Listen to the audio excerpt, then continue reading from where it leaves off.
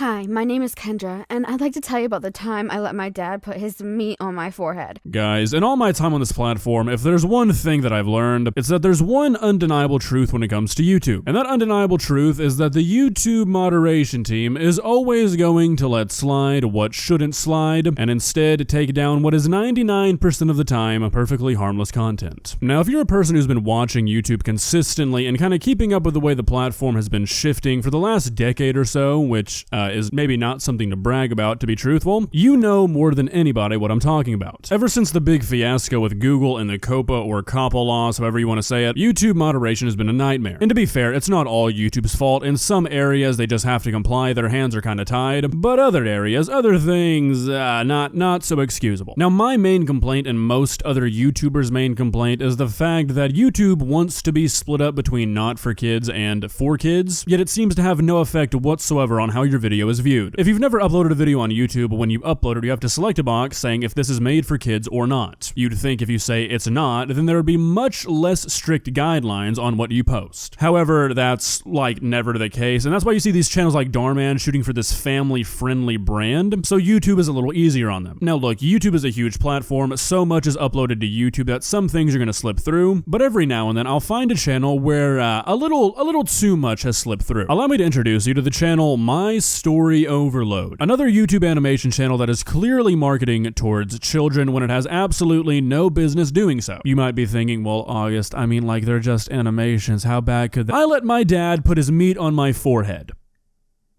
That's how bad. There are many other videos, thumbnails, and titles on this channel just like this, but this is the first one I saw, so that's what we're going to be watching today. Is there worse on this channel? Probably, but I really don't want to go discover that. I'm okay with finding this. So let's see how My Story Overload is skirting around the YouTube moderation system today. Let's begin. Please subscribe. Hi, my name is Kendra, and I'd like to tell you about the time I let my dad put his meat on my forehead. I know it sounds really crazy, but hear me out. When he first suggested it, it sounded weird, but that was only because I didn't know how much it would help me. It also felt really good. Alright, so normally I would make a joke around here, but I'd really like you guys to try to step into the shoes of a parent. I know that most of you guys watching this are probably not parents yet, but just try. Imagine you find like your 8-year-old watching this. There's no barrier to watching this, there's no age restriction, there's nothing. This is likely some grown man out there writing these stories and then having them animated to look like a children's show. And this is perfectly fine by YouTube standards. YouTube has no problem with this whatsoever, because there's hundreds of channels like this. We've covered dozens of them on this channel alone. You've got people getting age restricted all over YouTube for no reason whatsoever and then having no sort of explanation given, while someone is allowed to make what is clearly intended to be children's content with these kinds of implications and jokes. I don't get it. Let me tell you about how this whole thing happened. To understand it, you need to know a bit more about myself. I am my parents' third child, but my 2 older siblings are boys. That meant I was the only girl in the family. My dad was very protective and caring, especially when it came to his little girl. He was really sweet and would always try to spend time with me. He was the one who made me love sports from an early age. But before we move on, hit that like button and subscribe. No, I won't. I will not do that. I'll report this video and then send your location to the FBI. Matter of fact, I'm going to send the voice actor's location to the FBI too, because why would you agree to reading this script? That's almost as bad as making it. Thanks to my dad, I decided to try out for the local soccer team, and I trained really hard after getting in. I got good at it, and eventually they made me their captain. That was really awesome, I can tell you that. Mom and Dad were really proud of me, and they bought me a brand new soccer ball to practice with at home. I don't like to brag, but my coach says I'm one of the best players on the team, if not the best. Alright, perfect. I see that we're following the general YouTube animation formula here. Get people in with the most outlandish, insane, most likely illegal title a person can think of, and then don't mention it until the last 10 seconds of the video. Wonderful. My teammates always call me nicknames like the female Cristiano Ronaldo, and it's so cool.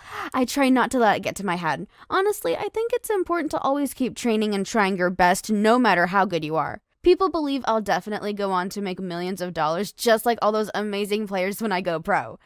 I mean, I don't know if that'll end up happening because girl and boy soccers work really differently, but I love to hear it. You know, honestly, what almost makes me even more upset than this title and video is the fact that we're just sitting here talking like this is nothing but a story about a girls' soccer team. Like, you're seriously gonna introduce this video like you did, and then just go on to be like, oh yeah, boys and girls soccer, pretty different, very different worlds, like, no, you know what we heard 45 seconds ago, right? Don't try to be normal now. Anyways, my dad showed up to every single one of my games. I mean it when I say that he never, ever missed a single one. He promised he never would either. Dad always told me that he was my biggest fan, and I loved it.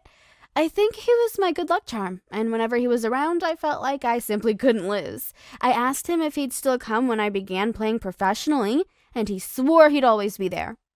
No, the problem is that my dad's not a superhero. I know every kid likes to think their parents are super special, but they're humans just like the rest of us. This is just getting worse with every passing second because it's very clearly trying to set up a very specific narrative here. Like, it's very obviously hinting towards one specific outcome, and we know that given these kinds of videos, it's not going to end up being that, but it's just gross to kind of exploit this kind of thing, this kind of problem for YouTube views, especially when your audience is children. Like, seriously, how do you end up here? So when he began feeling really sick a few hours before one of my games, I told him he'd better stay at home. He wanted to come anyways, but I insisted it was okay. I told him that, but in reality, I felt awful about him not coming with us. Mom was there, and of course I love her so much, but it wasn't the same. I felt like there was no way the game could go right without Dad there. My gut told me there would be problems ahead, and that's exactly what happened. Am I meant to, like, genuinely care about the soccer aspect of this video? Is that the intention here? Because it's not working. Like, what is the goal? What's the purpose? Am I supposed to become so enthralled in this sports story that I forgive the title? I forgive that you're making this video for children? Crazy strategy. It's a bold one. Not sure I see it panning out, but I guess we'll see. Just 7 minutes into the game, I was going for the ball. Imagine this. I was running as fast as I could. One of my players kicked the soccer ball into the air, and a member of the rival team tried to kick it away. I couldn't let that opportunity of a great goal go to waste, so I rushed forward, deciding to go for it. The problem was I wouldn't be able to jump in time to get it, so I had to go at it with my head. Oh, that was a really bad mistake, I can tell you that.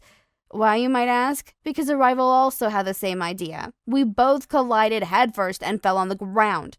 I did manage to make a goal, but I didn't really care about it right then. Alright, I take back what I just said because now I want answers. How did you make a goal when you didn't even make contact with the ball? You just hit the other person's head? That seems a little unlikely. Not sure I believe that one. I felt super dizzy, and then everything went black. When I came back to my senses, everyone was surrounding us. The girl I'd bumped heads against was sitting up and seemed to be doing okay, but looked really concerned. They all asked me if I was okay.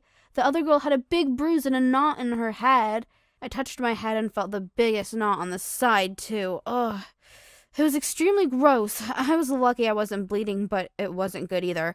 A few of the adults around me asked if I wanted to go to the hospital, and my mom was soon by my side.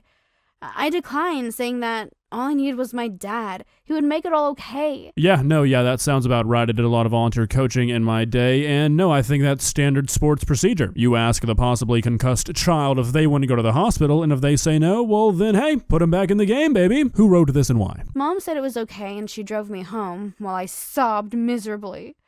My head really hurt as we rushed home. When we arrived, my dad looked at me and almost fainted. He couldn't believe his baby girl was hurt. He took a look at my head and told me he knew exactly what to do to help me feel better. So he scurried off into the kitchen and grabbed a cold pack of meat and placed it on my head. That helped the swelling and pain tremendously. I knew my dad would know what to do. I was Daddy's little girl after all.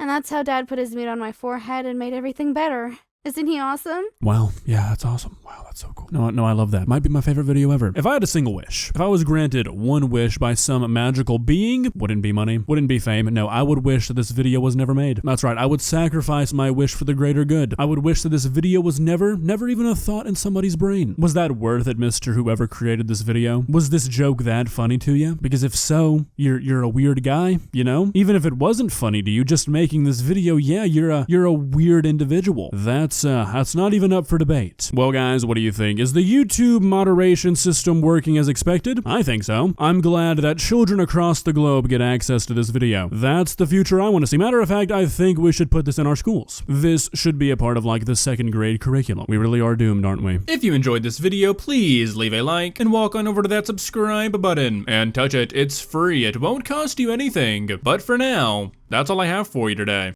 Bye.